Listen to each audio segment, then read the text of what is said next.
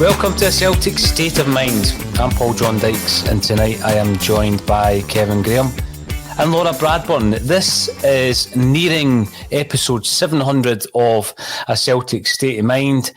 There's been quite a few over the last year, Kevin Graham, that have been sair to bear, I think you could say. After the game, right on the full-time whistle, you're coming in, you're talking about the doom and the gloom. Tonight isn't about that, is it? It's not about the doom and the gloom at all, eh? And if somebody would ask me at half time, did you reckon that we would get away with a clean sheet? I probably would have said it's extremely doubtful. But tonight is the night for Stephen Welsh and Anthony Ralston to take all the plaudits that are going to come their way. Both of them were absolutely outstanding tonight, and it doesn't matter what happens next week. They two guys were absolutely brilliant tonight. Add to that, big Aussie Tam as well, fantastic. Wee Kyogo, brilliant. Even in the second half, Starfelt actually came on again. Joe Hart proved his worth. Callum McGregor was just Callum McGregor. There was 7 8s out of 10s all over the pitch tonight, but the two guys that can walk off that park, or as they're standing doing their lap honour now with a chest puffed out, feeling so proud with themselves, as the guys for the Celtic Academy, Ralston and Stephen Welsh. I'm utterly over the moon for the two guys, really are. Both of them making their 28th appearances this evening. Laura, you made a point during the second half of you tweeting about Stephen Welsh.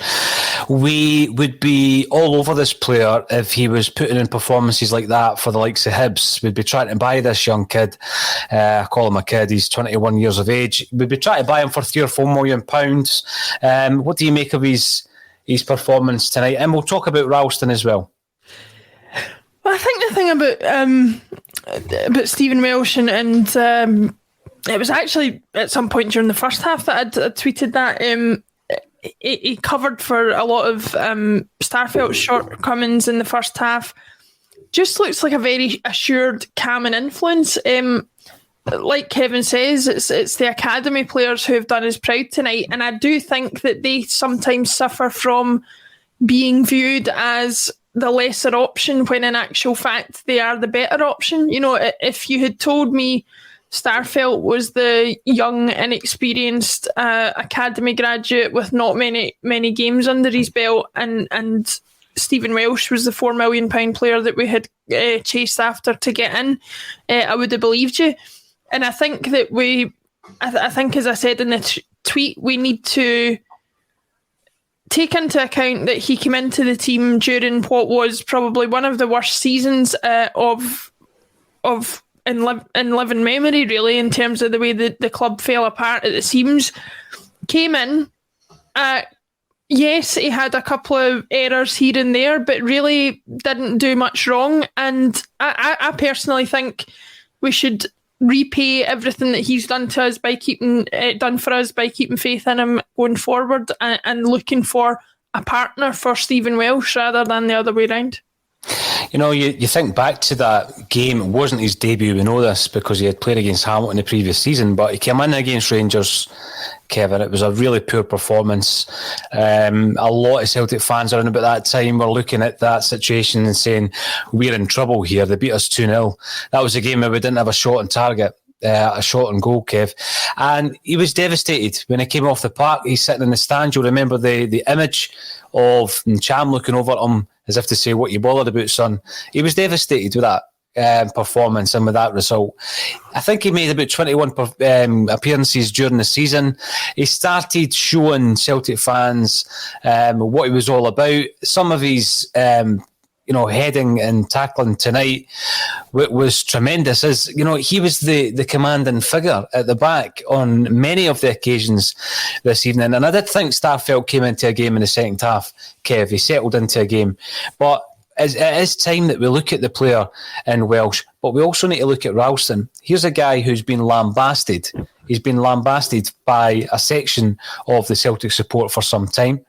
He played something like 2 games in 2 years, having made his breakthrough 5 years ago under Ronnie Deila, making his debut under Ronnie Deila.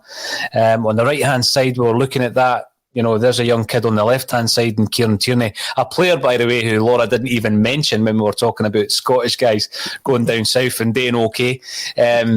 But, he, I think, has always been viewed as being an honest pro who will never make it at Celtic. What's your thoughts on Anthony Ralston now, Kev? I'll go back to my St Johnstone mate, and he says that Tony Ralston wouldn't make it at St Johnstone. And that'll be 7th, 8th game in a row for Celtic. Probably his best match ever for Celtic. And he just seems to have risen to the challenge. He just seems to have that. There's a bit of KT-ness about him, ain't there? Just the way that he's got that bit of determination. And there was a time when he burst up that right-hand side. And especially at the end, winning that corner kick and that. And even his defending, he took a free kick where he could have hurt himself. And he made sure that the guy hit him and he went down. His game management was great. He looks like a guy who's really confident in his own skin. And that's all you can ask for a defender to actually be, is confident in his own skin. I mean, he's running up and doing that touchline like the Coatbridge calf, it's amazing. I don't care if he's for Coatbridge, but it rhymes, and I'm just like... Is that yours, Kev? Is that yours? Right. Mine, that's brilliant. On you go. Sorry. I remember when it comes in after the Dubai scenario, and I'm pretty sure it was a game against Livy. Someone in the comments might want to check that and correct me. Kev, it came in, and I thought, quite honestly, because like I said at the top of the show, we're covering every kick of the ball, right? And you call it as you see it, and you take your notes, and there's reasons for the comments that we make. We don't just make them to be controversial or contrarian, although Kevin does like being the contrarian of the group. And I did say that he was the best player on the park that day. The stick and criticism I got for daring to say that Ralston was the best player on the park, because there was this feeling about him that he wasn't good enough. And I think some of the things we've seen tonight, he's not 100%. At the end of the day, Kev, he makes mistakes like everybody else. And there was a couple of moments tonight. But overall, I think it's time to say, yeah, we will bring in another right back. We'll probably bring him in this week. But I'm pretty happy to run with Ralston plus another now. I'm pretty happy with that. Definitely. I think he's turned around everybody's opinion of him. I'm going to bring up this comment, Paul. I ken you're the host, but Rob from Oz, when Ange got the job, I started listening to Axom and other Scottish football pods. Universally, all were saying that Ralston was like a fifth choice. How wrong all were. Well, there you go. There's a guy who's pretty new to this game. And he's calling us out on it. He is calling us out on it. And I think Ralston, on that performance tonight, you've got to say there's two guys in that team at their first two names on the team sheet, Stephen Welsh and Anthony Ralston. And whoever's going to come in has to take those jerseys off the two guys. And I'm so chuffed for them. I really am. I'm so chuffed for them. No, you're right. And another guy that I didn't, and we've spoke about it already, Kev, I didn't expect, Laura, for Tommy Rogic to be one of the first names on the team sheet, but he's played his way into those circles as well. Another tremendous performance tonight. 74 minutes. He's getting an extra minute every game, so who knows how far we'll get. Might even get a full 90 out of him before the season's over. But no, he was absolutely fantastic tonight. He just he seems to be the player in the team who isn't as intense as everybody around him, but finds that space so easily and finds time on the ball really, really easily. And he's almost like Ange on the pitch, if you like. It's as if he's been able to sort of infuse the rest of the team with the kind of Ange ball mentality, if you want to call it that. And I think that's where he's having such a great effect. I actually think possibly without him in the team and without him in the dressing room, even if you're not talking about on the pitch, we would have waited quite a wee bit longer to see Ange's sort of management style take effect. It must make a huge difference to have somebody like him in the dressing room who can say, listen guys, this guy has succeeded where else he's been. I know that if we back him, this works. And we all know that an influential player in the dressing room backing a manager does a lot to get a lot of other players on board. You know, we've had some comments, Laura, from our very own Russell Boyce, who reckons that at some point in this season we are going to hit someone for 10. I hope he's right. I've never seen it in my lifetime. I've seen a couple of 9s, Kev. Celtic have seen a couple of 9s. So it's beat Aberdeen at Celtic Park. I was there when we won 9-0. That's the closest we've come. Paddy McCourt scored a penalty, didn't he? And as well as that, Dom K3 says Rogic will play 90 minutes this season. What's more likely, Kev? The 10-0 or the 90 minutes? We shall see. Now, I'm going to bring this up because I think this is a very interesting point that James Fleeting makes. Ralston is a starter at Ibrox.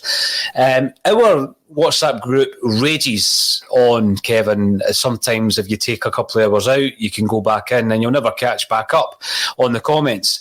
And the big thing for me is, if we do bring in, and we're expecting to bring in a right back, there are certain games I've never really been comfortable throwing a brand new player into. And I'm going to give you an example. So we brought Starfelt in, and we brought him in, and he's in the building in time for the Hearts game, the domestic opener, and we throw him right in. And he's taking the place of the guy that we're applauding this evening in Stephen Welsh. And I actually said at the time, I felt it was a mistake. With hindsight, it definitely was a mistake. If we do bring somebody in, Kev, there is a risk, isn't there, in maybe thinking, well, on paper, Juranovic is a better right back, and we've just bought him for £2.5 million. He needs to play. I think that's quite a risk when you look at the way that this team is developing and some of the unfancied, unfashionable players like Ralston and Welsh and how they're playing. I think it would be a huge risk to drop them when we bring these new players in. I think it's two completely different scenarios because the team is now in a different place, Paul. And going to Tynecastle, if Ange was desperately trying to put his stamp on the team and he wanted to get his own guys in it, so he chucked it through Starfelt. And I reckon Ange's biggest mistake, now looking back, was not playing Welsh against Midtjylland and bringing back near Beaton. I think that was an error, now looking back on it.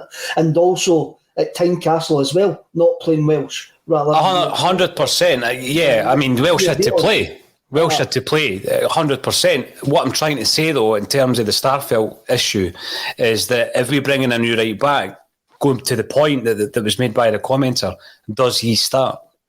I thought the commenter was just stating a fact. Ralston starts at Ibrox every day of the week now. And I can't see, that's what I was maybe trying to say, that I can't see Ange being as desperate to throw in a new signing as quickly as he done with Starfelt now that Ralston's turning in these kind of performances. Yeah, Lee Jones comes in to say Ralston's jersey to lose. And it's great that he's managed to play through it. You think back to him as a young player, that infamous picture, Kev, of Ralston mocking Neymar. And it didn't age that well, but I think he's overcome the criticism. He's a player that, as I said, I'd be quite happy to bring in one right back and run with him and Ralston. I mean, I've got confidence. This is a higher level of opposition tonight, and he's come through that test.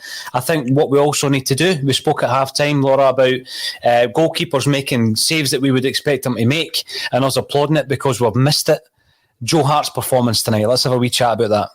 Yeah, no, I'd love to go into that, but just a wee second again, I know you're hosting the show, but I've just seen a comment from David Buckley. Honestly, this show is revisionism central. You all sat pre-season and said Ralston wasn't good enough. Now you're calling out a section of the fans for saying the same thing. I think we've all said it here, sitting here. You can be wrong in football sometimes. You can think a player's not good enough, and if all the evidence suggests that you're watching suggests they aren't good enough, then that doesn't make you incorrect when they then start pulling it out of the bag. And as Kevin said, the other commenter said, Colin is out on that. The only thing we can do is praise a player when they do play well, and I think we're all doing that tonight to the fullest extent. We would be criticised if we stuck to the opinion that Ralston was a bad player when the evidence now suggests he absolutely isn't. The bottom line is, Laura, if you say Celtic fans were, you're accused of saying something that you think you're speaking on behalf of the full support. If you say a section of the Celtic support was, then you get comments like that. There's no revisionism. I could take you back to the actual the actual programme that Colin and I spoke about the situation in terms of the right back. And Colin and I disagreed because he thought Leo Connor should have been playing right back, and I thought Tony Ralston should have been playing right back. Kev's laughing because he knows the discussion has raged on ever since in the WhatsApp group. So it's nothing to do with revisionism. And at this moment in time, he's the best right back we've got at a football club. And even when we bring in someone who's a full international, who's coming in at £2.5 million, I think, it definitely is Ralston's jersey to lose. I don't see where the revisionism is coming in there, Kev. No, as I say at half time, and I'll say it again, I would rather be happy than right. So there you go. And to carry on with what you were saying about Joe Hart and my opinion of his performances, I'm going to revise my opinion of Joe Hart. When he came into the club, I wasn't particularly enthused by it. I thought he had shown enough in his previous career to suggest that he was a bit of an arrogant personality, that he was a bit of, could be a potentially divisive influence in the dressing room, that perhaps his performances at Torino and other places after Man City suggested he'd lost a bit of what made him a good goalkeeper. My opinion on that has completely changed. He saves the shots that need to be saved. He is vocal at the back and in a way that Barkas, Bain and Hazard are not. He is experienced. That thing towards the end of the match where he ran all the way up to the halfway line to get more to speak to the manager about how to close out the game, and then relayed that information to his captain. He's a leader on the pitch, he's a leader in the dressing room, and he's influenced the likes of which we have sorely missed last season. So for any negative opinion that I had of Joe Hart before, I'm fully behind him. Just before I come to yourself, on the same point, Kevin, and again, Laura is just admitting she has changed her mind. You're allowed to do that from time to time. The Londoner reminds us, hit the like button, boys and girls, 100%. Yeah, get all about that. Now, AGSC Technology Videos comes in. Juranovic is very versatile. He can play defensive midfield and wing back. So for me, a much needed signing. 100%. I think we've seen that as well when we were surprised that, Kyogo played left and Edouard played down the middle. We are getting versatility in there, Kev, because obviously Forrest can play left or right. Abada can play left or right, although he prefers it on the right-hand side. Barca boy. Ange will have a much welcomed headache. Very hard to drop Ralston. That's 100% right. I agree with that. And Ralston keeps the jersey, no question, until he needs a rest, as Ange has already alluded to. Joe Hart, Kevin, I mean, he's come into a situation where we've been crying out for a safe pair of hands. I mean, last season we had 3 goalkeepers, all had a shot between the sticks. I think we had concerns with all 3 of them at various points. And then we bring in Joe Hart on the same day as James McCarthy in one fell swoop. And he has made a difference, hasn't he? It has made a difference. And sometimes, I'm not going to disagree with Laura, but sometimes having confidence in your own ability can come across as arrogant at times, and there was times, I remember Man City winning the FA Cup and he done something daft on the camera and that, and I can see where people got that impression, but I don't think we can write off any goalkeeper after what we done with Craig Gordon. We all knew Craig Gordon was a quality goalkeeper who had just injuries, wrong clubs, he had lost his way, and it was just a bit like Joe Hart. He don't get 75 caps for England and all of a sudden become a bad goalkeeper overnight. He made a few bad choices going to Burnley, and his form wasn't good, then he went to Torino. But from that first interview on Celtic TV, you knew that he was here. For me, I knew that he was here for the right reasons. That didn't mean to say it was going to work, but you knew that he was up here for the right reasons. He wasn't up here to top up his pension. He was up here to play football again. With probably the biggest club it was in for him. I mean, I'm sure he could have went to the English Championship and doubled, trebled his money and seen out his career at a lower level. But he's had a look at us and went, I want to go there and challenge myself at one of the biggest clubs I'll ever play for. I'll say it's the biggest club that he'll ever play for, but I'm sure Man City fans might come in and argue with me about that. But you see him tonight, that the save with the foot, the save with his hands, then his decent handling, he's vocal, he's making the right decisions when to punt the ball, when to actually hold on to the ball, when to bowl it out. he's just added a presence that we haven't had at the back from a goalkeeper for maybe about a year, definitely over a year anyway. Since Fraser Forster left, Frank Brennan. Big Joe Hart could have stayed at Spurs on 27 grand a week doing nothing, but he chose to come to the Glasgow Celtic and take a 50% pay cut to do so. That's his commitment to us, and that's why we love him. He definitely has endeared himself to the Celtic support. Laura Bradburn. Now, let's also talk about Ange Postecoglou. We've spoken about the style. We've spoken about his philosophy. One of the things that we continually went on about last season was the substitutions, the correct use of subs. He seems to know how to do that as well. Yeah, as far as like a wider look at Ange, I don't often get things right, but I said to you when I was in the studio last week that I'm sitting feeling quite smug because from the minute I started watching interviews with him, from the minute I started reading his book, from the minute I heard him speak once he was appointed Celtic manager, I was fully behind whatever he was doing.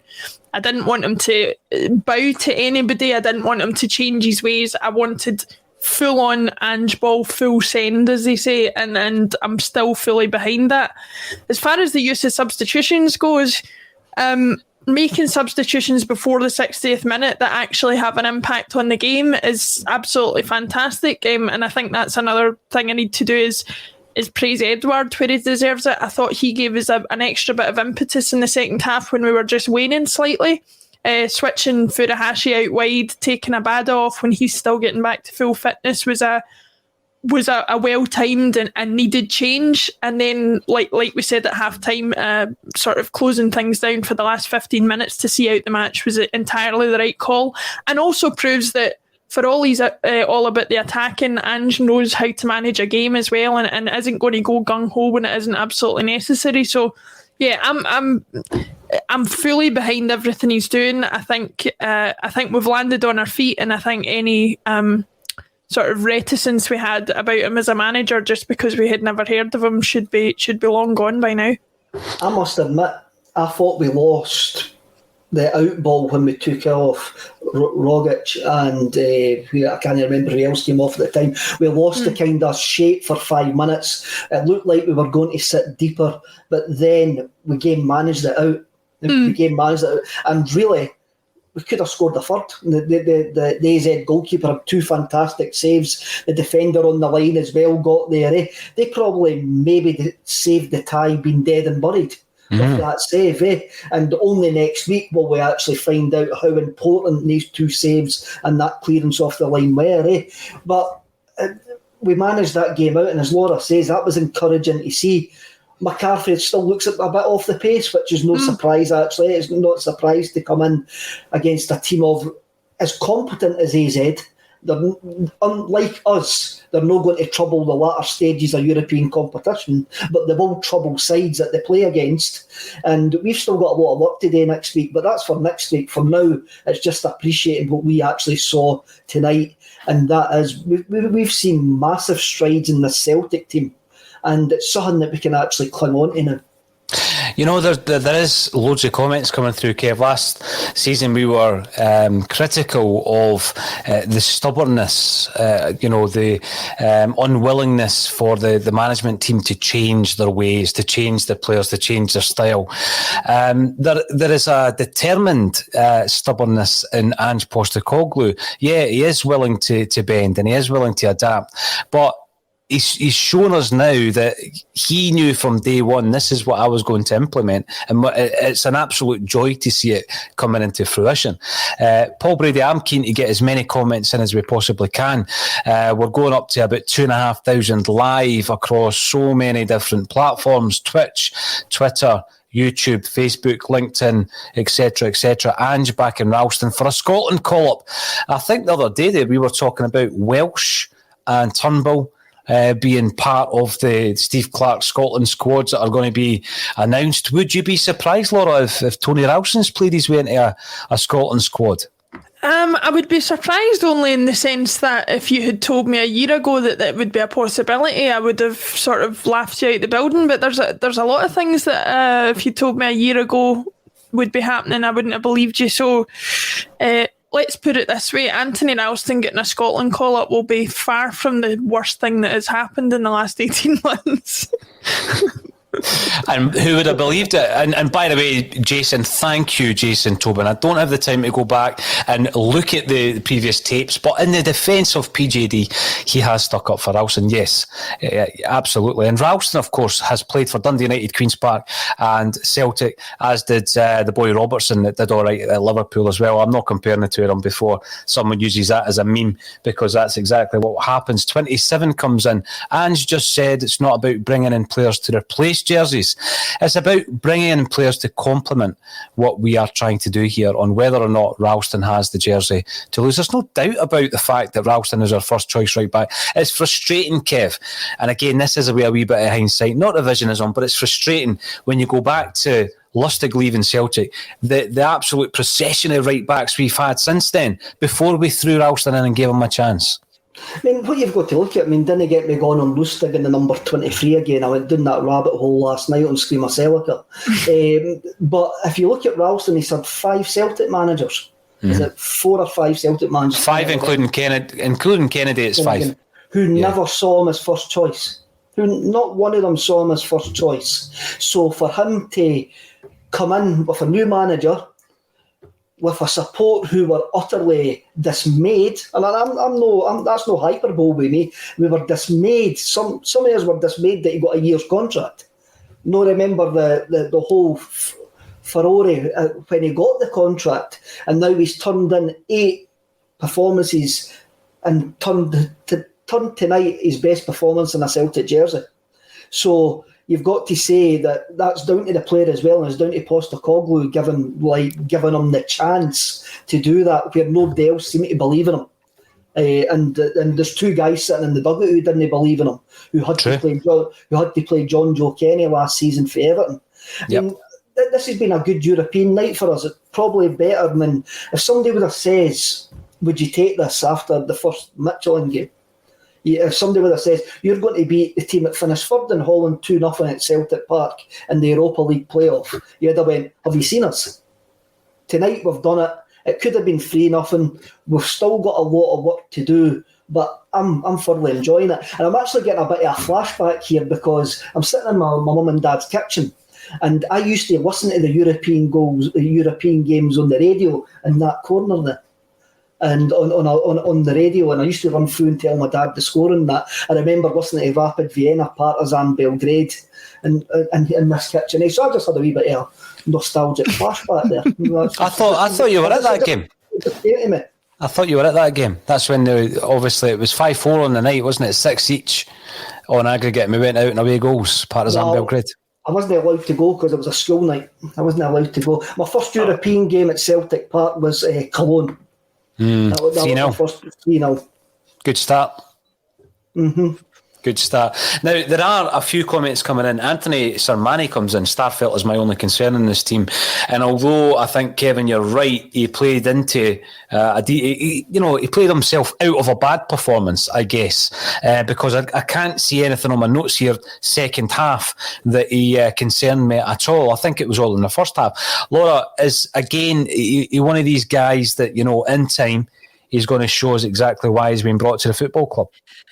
Listen, I think we were very positive about him before the game started, and rightly so. He still was causing major heart palpitations at various points in the match and making you think, actually, there's a lot of work there to be done. But I do think he'll come good with a little bit of time and a little bit of coaching and all that kind of thing, and maybe learning a thing or two from the very experienced and very level-headed Stephen Welsh beside him. I think Christopher Julian might actually have a better chance of getting in the team ahead of him rather than Welsh, but I really hope Starfelt is given the time to get himself together, because it looks to me like he's a very nervy player at the moment, and I don't really know why, but he doesn't come across to me as just a bad footballer. He just comes across to me as somebody who is under a bit of pressure, and I'm not really sure why that would be, but it seems to be the case.